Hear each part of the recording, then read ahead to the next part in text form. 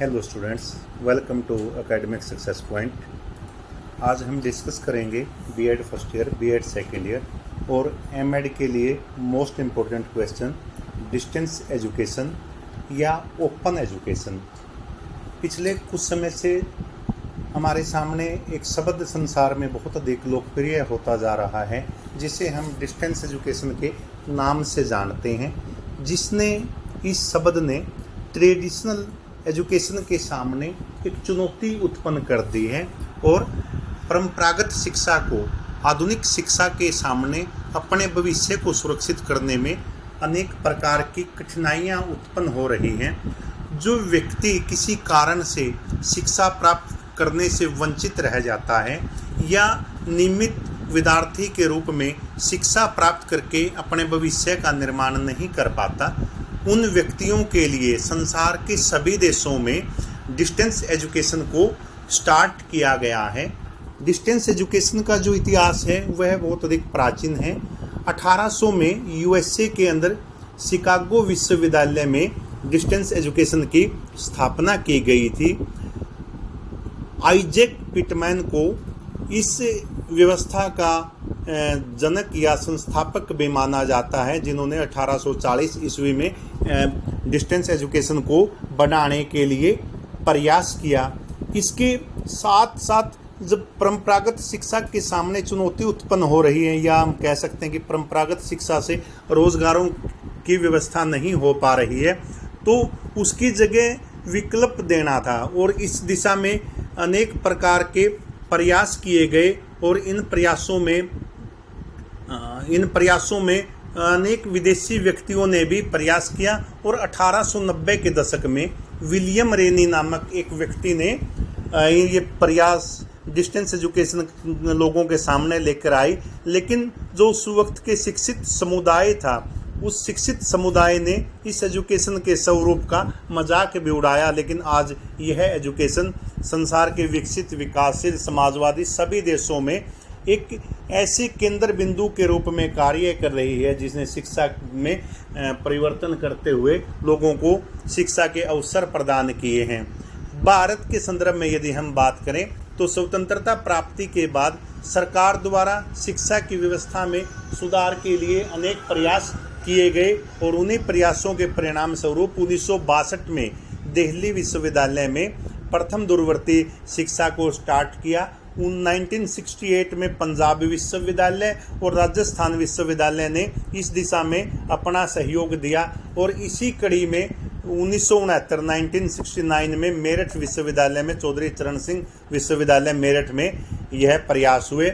भारत में distance education को और अधिक प्रभावी बनाने के लिए तथा आम व्यक्ति तक पहुंचाने के लिए भारतीय संसद ने 1985 में इंदिरा गांधी ओपन विश्वविद्यालय की स्थापना की और उस स्थापना को हम ये मान सकते हैं कि केवल 39 ईयर्स के अंदर इग्नो की पहचान आज घर घर के अंदर हो चुकी है और इग्नो के अंदर विद्यार्थियों की संख्या या कोर्सों की संख्या ने भारतीय शिक्षा व्यवस्था को स्वतंत्रता प्राप्ति के बाद जिस प्रकार की हम कल्पना करते थे उसमें ले जाने में इसकी बहुत बड़ी भूमिका है।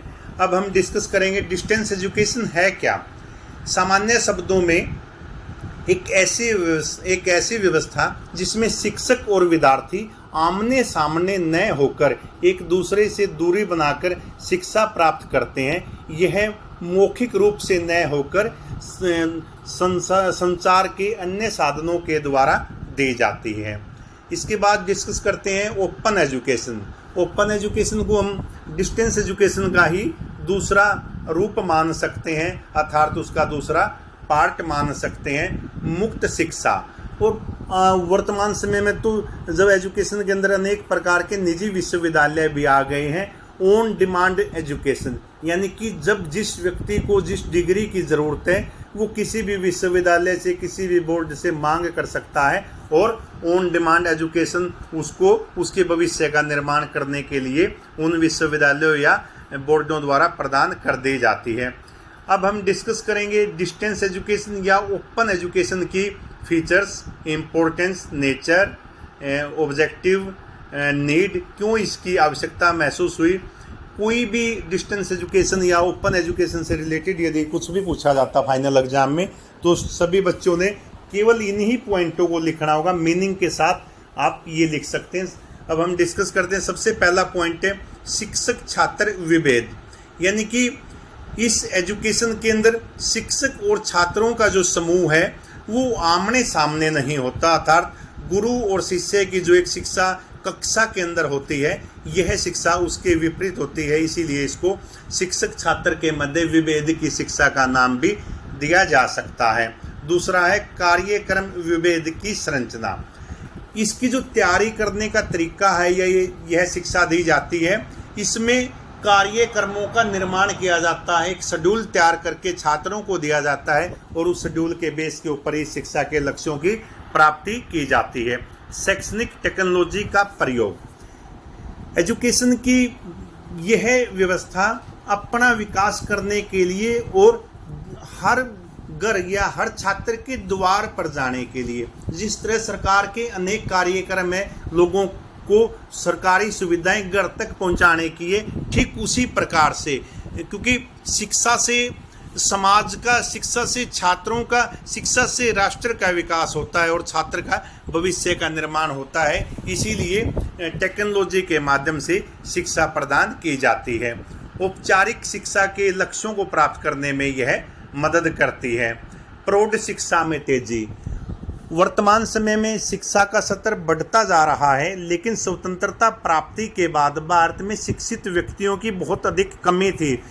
1990 तक के दौर तक यदि हम माने तो हरियाणा के अंदर भी पोस्ट ग्रेजुएट किए हुए व्यक्ति बहुत कम मिलते थे, लेकिन आज के दौर में आप देख सकते हो कि कोई ऐसा घर, कोई ऐसा परिवार या समाज का कोई ऐसा वर्ग नहीं है जहां शिक्षा न हो।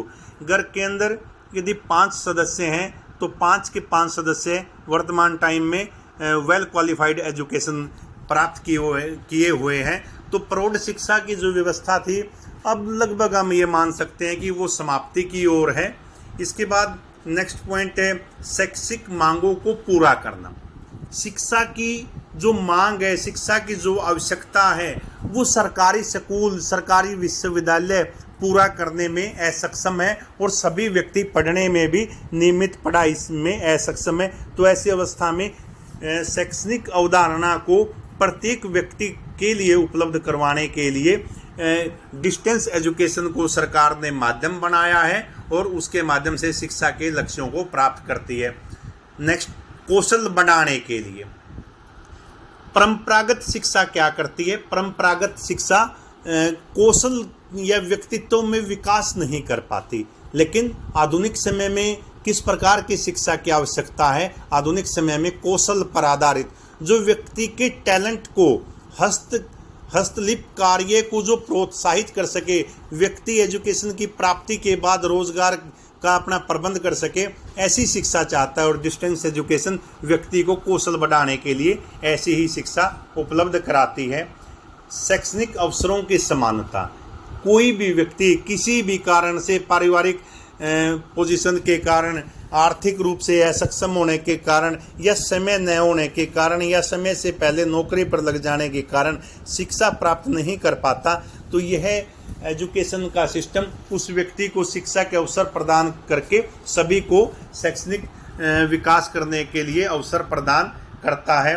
दो तरफी संवाद व्यवस्था, अर्थात शिक्षक तथा छात्रों के मध्य चाहे आमने सामने मौखिक संचार न होता हो, लेकिन इसके बावजूद भी यह व्यवस्था किसी न किसी माध्यम से उन दोनों को एक दूसरे की नज़दीक लाकर शिक्षा के लक्ष्यों को प्राप्त करने का प्रयास करती है। व्यक्तिगत एनालिसिस, यह शिक्षा छात्रों को विकास करने के लिए व्यक्तिगत एनालिसिस का प्रोसेस का भी प्रबंध करती है। विद्यार्थी के लिए आवश्यक, यह शिक्षा शिक्षार्थी और विद्यार्थी केंद्रित होती है। यह शिक्षार्थी के भविष्य को निश्चित करने के लिए उसे गति के साथ सिखाते हुए नवीन विषयों का ज्ञान उपलब्ध करवाती है। और अंतिम हमारा जो पॉइंट हम डिस्कस करेंगे, लचीलापन। प्रवेश के लिए इसके अंदर नियमों में छूट दे दी जाती है ताकि शिक्षा के उद्देश्यों को प्राप्त किया जा सके। सारांश रूप से यदि हम इस क्वेश्चन को समझे तो हम कह सकते हैं कि डिस्टेंस एजुकेशन एक ऐसा माध्यम है, डिस्टेंस एजुकेशन एक ऐसा साधन है जिससे समाज का वो समुदाय, समाज का वो वर्ग, समाज के वो व्यक्ति जो किसी न किसी कारण से शिक्षा समय पर प्राप्त नहीं कर पाए, क्योंकि इस सिस्टम में आयु का कोई बंधन नहीं होता है, तो वो व्यक्ति शिक्षा की प्राप्ति करके अपने जीवन के लक्ष्यों को प्राप्त करके शिक्षा के माध्यम से अपने करियर का विकास करके राष्ट्र के विकास एवं समाज के विकास में अपना पूर्ण योगदान दे सकते हैं।